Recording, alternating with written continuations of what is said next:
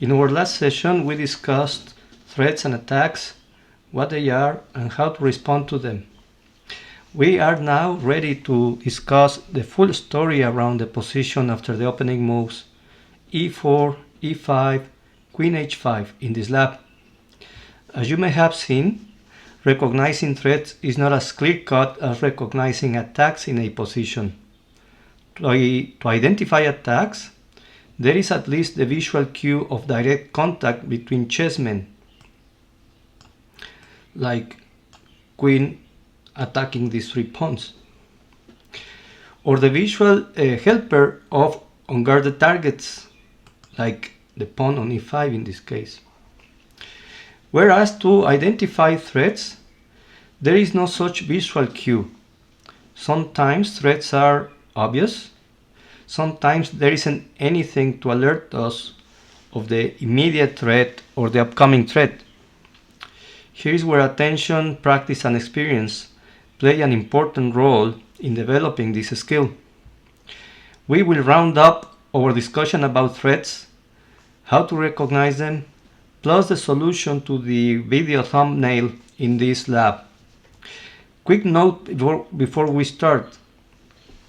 In this session is intended for people just starting out, for beginners, as well as for players in the 400 to 800 over the board rating range.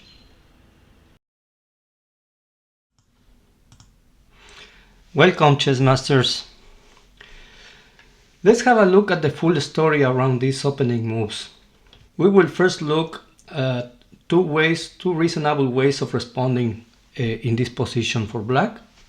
Then we will have a look at what the Lichess wiki book says about this opening. And then we will look at what happens if we switch the move order. Instead of first playing queen h5, we will look at first playing bishop c4.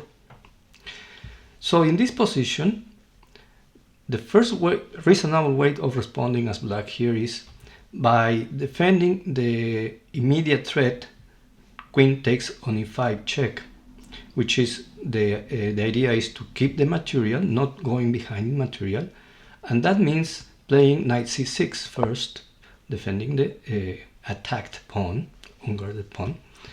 Then if white continues developing with the intended bishop c4, now it is a mate threat. Black can counterattack the queen by playing g6. The queen retreats, and then black continues developing with knight f6, bishop g7, and eventually castling kingside. This is one of the reasonable ways of responding in this opening as black. The second reasonable way of responding as black here is by taking advantage of the early queen out move by counterattacking the white queen immediately with knight f6. Sacrifices the pawn, seeking out some developing lead. White queen takes with check, black covers. White continues with development and bishop c4, and now black can counterattack the queen again with knight c6. The queen moves to a safe square. Then black can play d6 to stop the pawn move, attacking pawn e5 move, attacking knight. So this is a second reasonable way of responding as a black in this position. Now let's have a look at what the Lichess wiki book says about this opening after e4, e5, queen h5. And I'm gonna read from the wiki book text here. The wayward queen attack or Kentucky opening is a very aggressive move. It violates an opening principle by bringing the queen out early. However, black has to be careful as white's queen is placed on an aggressive square. The main purpose of queen h5 is actually the resulting pressure on f7 after white plays 3 bishop c4. The f7 pawn is guarded only by black's king and is considered black's weakest pawn at the beginning of the game. the safest option for black is to play knight c6, which guards the e-pawn and prepares g6. Black can also try playing knight f6, the kitty counter gambit. Black sacrifices the e-pawn for a lead in development and many tempi against white's queen. The move 2g6, attacking the queen immediately, is not recommended. It simultaneously leaves the e-pawn undefended and opens up the h8 rook, and white can win that rook by playing queen takes e5 check, forking the king and the rook.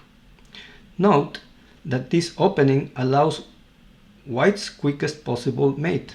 If black plays here king e7, white would play queen takes e5 checkmate.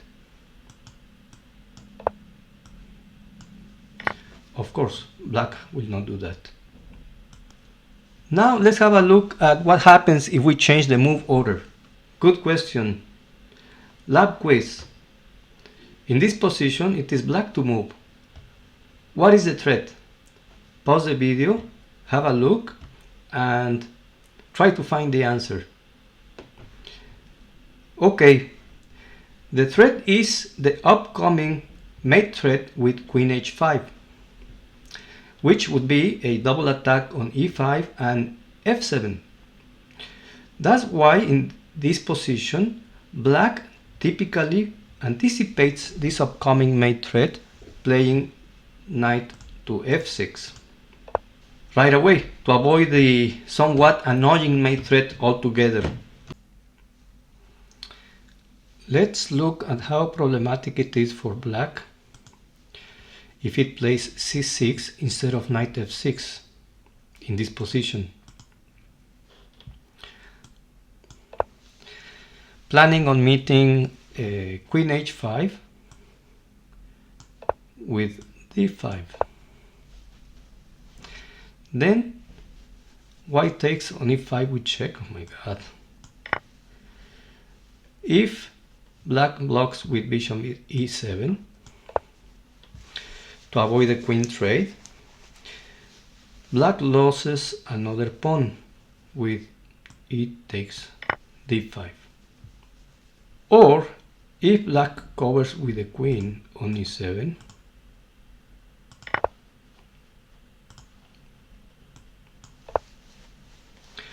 then white trades queens first and then takes the pawn, winning another pawn.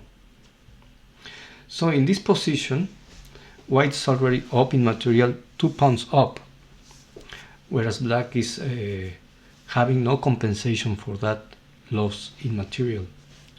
In short, in either situation, bishop c4 first or queen h5 first, both are upcoming threats. If you play queen h5, bishop c4 is an upcoming mate threat.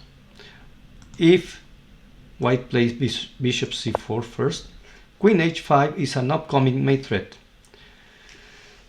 Only that in the case e4, e5, queen h5,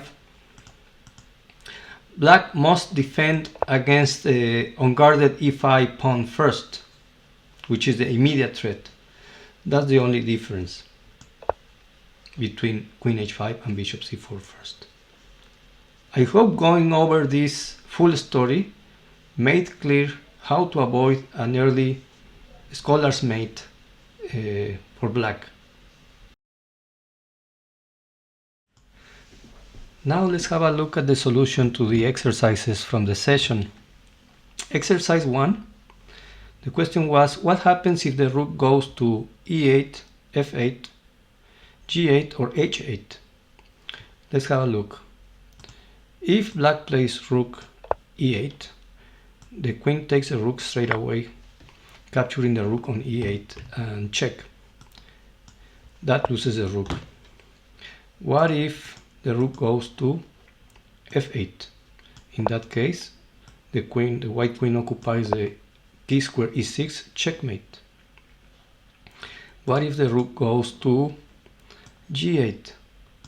In that case, it is queen occupies the e6 key square, check, only move to get out of check, king f8, and now checkmate on the key square e7. And finally, what if the rook goes to h8? In that case, the queen occupies the e6, key square e6, check, only move to get out of check, and now the queen delivers checkmate on the key square e8. So that is the solution to exercise 1. What is the solution to exercise 2?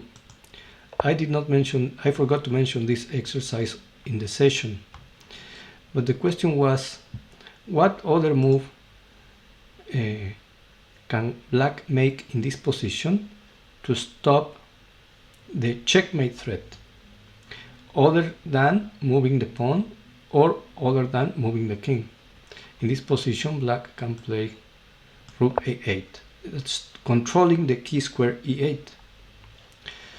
This exercise is to show how controlling a key square also plays an important role in defending against threats. So those are the solutions to the exercises. Now let's have a look at the solution to the test position from the session. In this position, it is black to move. The question is, what is the threat? If I am playing black in this position, after my opponent played queen d1, the threat is not taking the knight. The threat is taking the bishop. Why? Because the damage caused by losing the bishop is bigger, a lot bigger in this case, than the damage caused by losing the knight.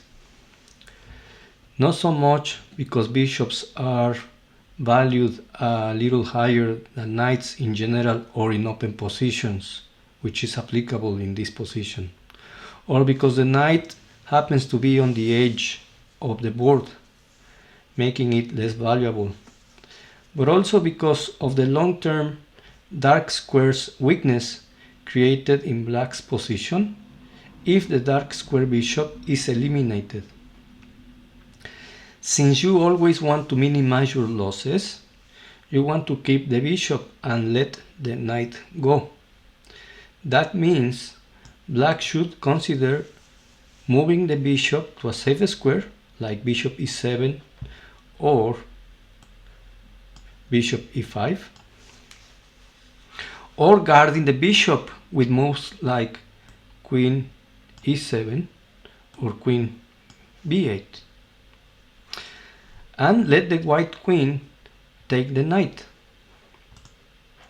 Out of curiosity, turning on Stockfish 17 in this position, the top 3 moves suggested by the engine are moves that keep the bishop, and keeping the bishop shows an eval of plus 4.1 in white's favor. If black saves the knight instead by playing knight to f6, then white takes the bishop, and the eval in this position shows plus 5.7 in white's favor. That is not because chess engines are smarter than humans, but because chess engines were created by humans, and that is what they were taught to decide in a situation like this.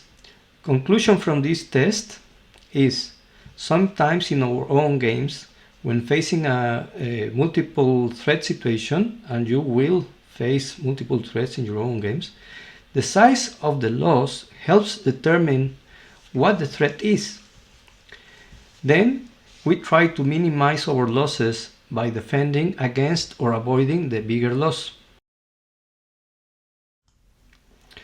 Now let's have a look at the thumbnail position. This is a mate in 2 problem. It is white to play, and deliver checkmate in exactly 2 moves, no matter what black responds after white's first move.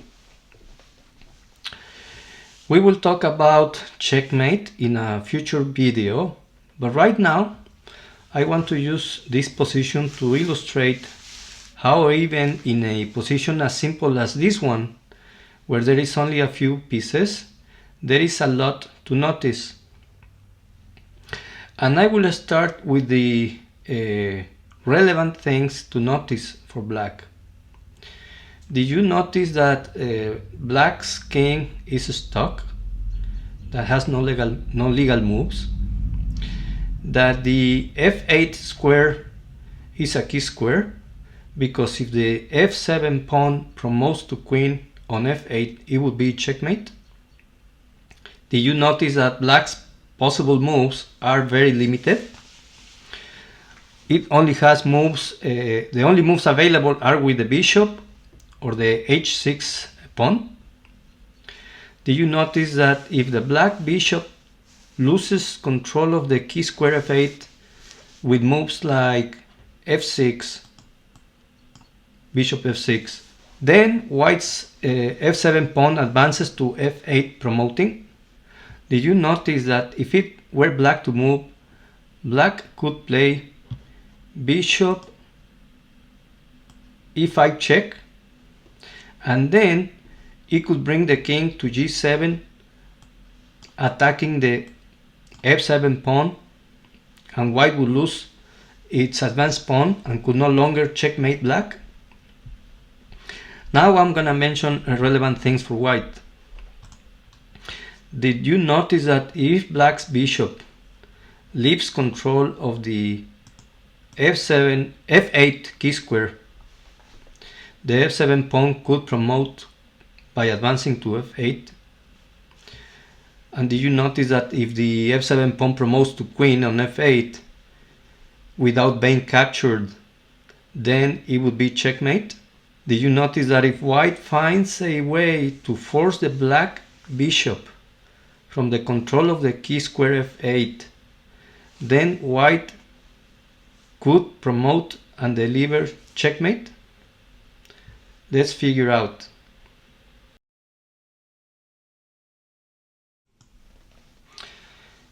Let's have a look at a move that controls the key square f8, a move like bishop a3.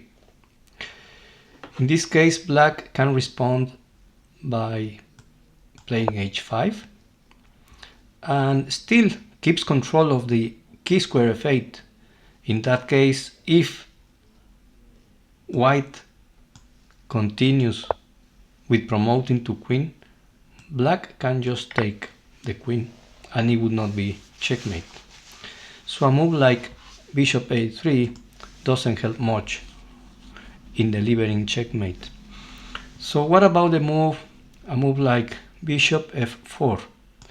In this case, again, black can continue with h5, planning on playing h6 next and giving a escape square for the king. So in this case, white can play bishop d6, and now black can play h6, and still black keeps control of the key square f8. There is no progress there. Now let's have a look at an attacking move like bishop b2. Attacking the bishop on g7. This is a mutual attack because the attacked piece can capture the attacking piece.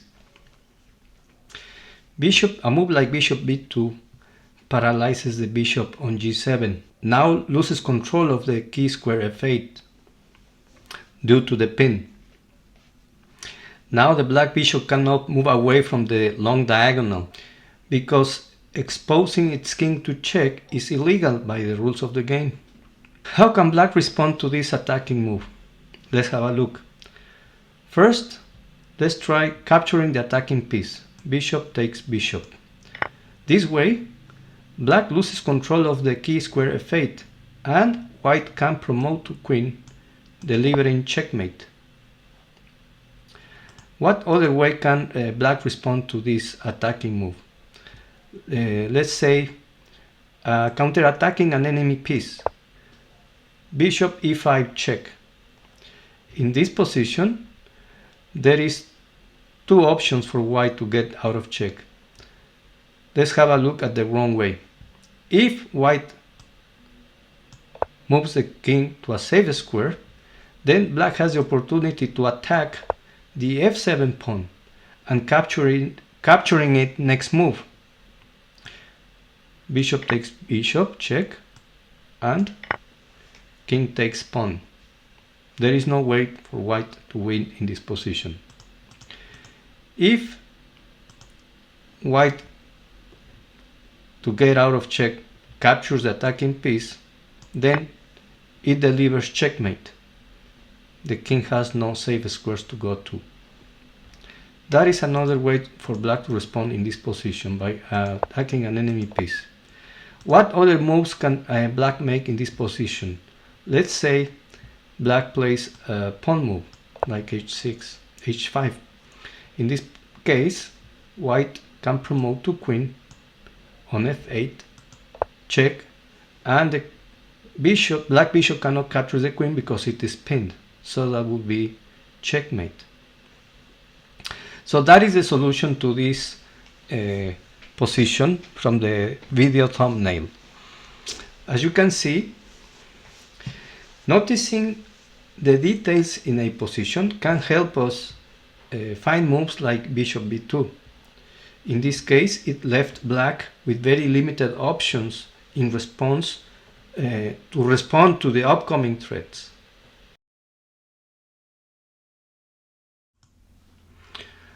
Let me summarize before closing out.